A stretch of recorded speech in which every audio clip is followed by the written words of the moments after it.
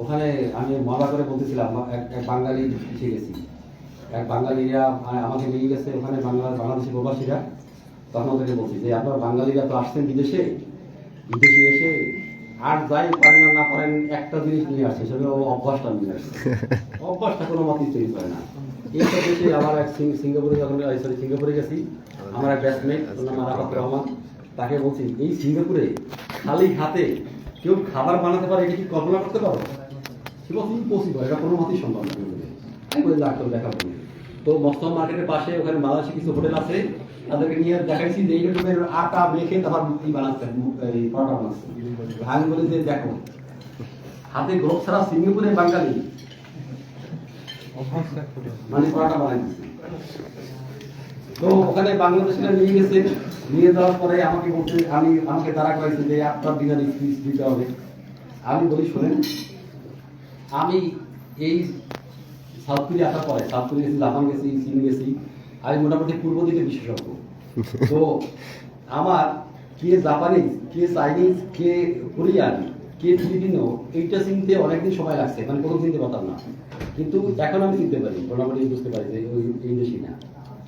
তো এই রকমের যারা কোরিয়ান আছে তারাও কে বাংলাদেশি, কে ইন্ডিয়ান, কে পাকিস্তানি এরা চিনতে পারবে। তো আমি বলছি যে বাঙালি তো ধরেন দুই ভাগ, মানে ওই যে ডিম কোন জায়গা দিয়ে ভাঙবে, এইদিকে থেকে ভাঙবে না এইদিক থেকে ভাঙবে, মানে খিচুড়ি একটা খিচুড়ি খাবে না শুকনো খিচুড়ি খাবে, এদিকে দুই ভাগ হয়ে যাবে, তারা মানাবে টাকা। তো আমি বললাম যে আপনারা ভারতের পক্ষে কে কে আছেন, বলে হাত জায়গাইছি। পাকিস্তানের পক্ষে কে কে আছেন, হাত জায়গান। ভারতের দেখতে পারেন না কে কে আছেন, হাত জায়গাইছেন। পাকিস্তানকে দেখতে পারেন না কে আছেন, হাত জায়গাইছেন। বলি শোনেন, আপনারা তো ময়লা গিয়ে ওখানে ফেলবেন ওই রাস্তাঘাটে, কোরিয়ানদের আবার স্বভাব আছে, ওরা হয়তো গিয়া জানবেন না। মানে একবার যদি কোনো দেশ সম্পর্কে ভুল ধারণা হয়, ওই ভুল ধারণা আজীবন থাকে, ও সবাই বলতে থাকে, ওরে আর দেখতে পারে না। বলছি শোনেন, যারা পাকিস্তান পছন্দ করেন না তারা যখনই ময়লা ফেলবে ওরা এসে জিজ্ঞাসা করবে, ওরা তো বুঝতে পারবে না, বলবেন আমার ভাই পাকিস্তান, ও আজীবন পাকিস্তানিদের পছন্দ থাকে। আবার যখন যে ভারত দেখতে পারে না, যেই এসে জিজ্ঞাসা করবে তো বাড়ি কই, তখন বলবেন যে আমার বাড়ি ইন্ডিয়া। তো আজীবন এই ওরা যেহেতু চিনতে পারে না বাংলাদেশি কে ভারতীয় কে পাকিস্তানি, ডিফারেন্ট করার শক্তি ওদের নাই, কারণ ওরা একরকমই দেখে আমাদেরকে একরকম দেখে। সুতরাং আমি বললাম এই কারণে যে ওই ইসের আমাদের যে অভ্যাসটা ময়লা ফেলানো।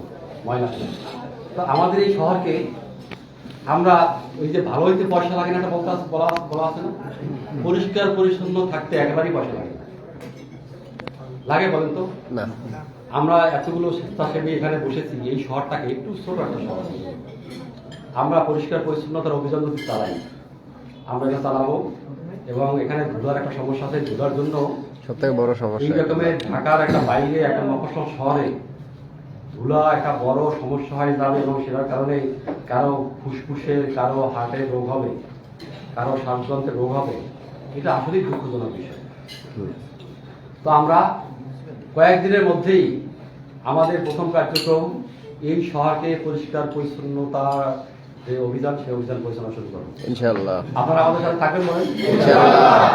যাক, আপনাদের পেয়েছি, এটা হলো আমার সৌভাগ্য যে আমি আমার মতো কিছু লোককে, বুঝছেন, ধরেন আপনি বিদেশে গেলেও দেখবেন যে ওই যে কত ভালো ভালো জায়গায়, ভালো ভালো দেশের সাথে, ভালো ভালো দেশের সাথে আপনি থাকবেন, আপনার মন কিছু থাকবে। এই দেখবেন বাঙালি কয়েকজন আছে, আপনি প্রাণ ফিরি পাইছেন, বুঝছেন। বাঙালিতে একটা স্বভাব আছে বিদেশে, যে একসাথে হলে আমি ওদের বিদেশে জিজ্ঞেস করছি যে আমরা যখন বাঙালি এক হই, কথাবার্তা বলি, তখন কেমন লাগে? ওরা বলতেছে পাখির মতো কিচির মিচির করে তোমরা। তো আমরা নাকি পাখির মতো কিচির মিচির করি, আর কিচির করি, এক জায়গায় হলে মোটামুটি ওখানে সার্বক হয়ে যায়। একবার বিমানে বিদেশে যাচ্ছিলাম, তো সাংবাদিকতার অবস্থায় সাংবাদিকরা তো কমই পরোয়া করে। তো উঠেই তারা এমন ভাবে কথাবার্তা শুরু করছে, বিদেশি কয়েকজন এসে তারা থেকে ওই যে আসন ছেড়ে উঠে গিয়ে সামনে, তারপরে নিজেদেরকে বলতেছে আমরা এখানে বলবো না, সিট চেঞ্জ করে। এক সাংবাদিক আসছে, এক সাংবাদিক এসে ওই বিদেশে তো মানে বিড়ি টানতে পারে নাই, মানে এয়ারপোর্টে নেমেই তাড়াতাড়ি ওই যেখানে যেখানে বিড়ি খাওয়া যায় না সেখানে তাড়াতাড়ি মানে মানে এতদিন মানে পানি ছাড়া ছিল আর কি, পানি তো এটা তো পজিটিভ দিকও আছে, আবার পজিটিভ দিক আছে। পজিটিভ হলো গিয়ে এক আমেরিকাতে আমার এক পরিচিত মানে সে বাচ্চা কিছু বলতে পারে না, বাচ্চাকে কিছু বললেই সে ওই বাচ্চা কি করে 999 ফোন দেয়, পুলিশে এসে হাজির হয় এবং বাবাকে বলে যে বাবাকে একবার নিয়েও গেছে। তো ওই বাপ ওই ছেলেকে নিয়ে এসে প্রথম দুবার মধ্যে নাম মারছে, একটা মারছে পর সে তো পুলিশ ডাকছে, পুলিশ ডাকে বলে যে আমার বাবা এটা করতেছে, বলে বাবার কথা শুনলে পুলিশ আসছে। তো এটা একটা পজিটিভ দিক হইল এইটা। তো আমরা আসলে একটু আমাদেরকে দুপুরের সময় একটু হাস্যরস করে আমাদের সাথে আমরা এই হাসির মাধ্যমে, যেহেতু আমি ট্রেনার ছিলাম আমার ট্রেনিং এ সকাল থেকে রাত 10টা-11টা পর্যন্ত এবং বয়স্ক লোক কাউকে আমি ঘুমাতে দেখি, মোটামুটি তাদেরকে জমিয়ে রাখতাম 5 দিন, এক জায়গায় 5 দিন 7 দিন 5 দিন কাউকে ঘুমাতে দেখি। তো আপনাদের কাছ থেকে আমি শুনবো, আমার মোটামুটি কথা শেষ। আমরা মোটামুটি 3টা কাজ আমরা বলছি।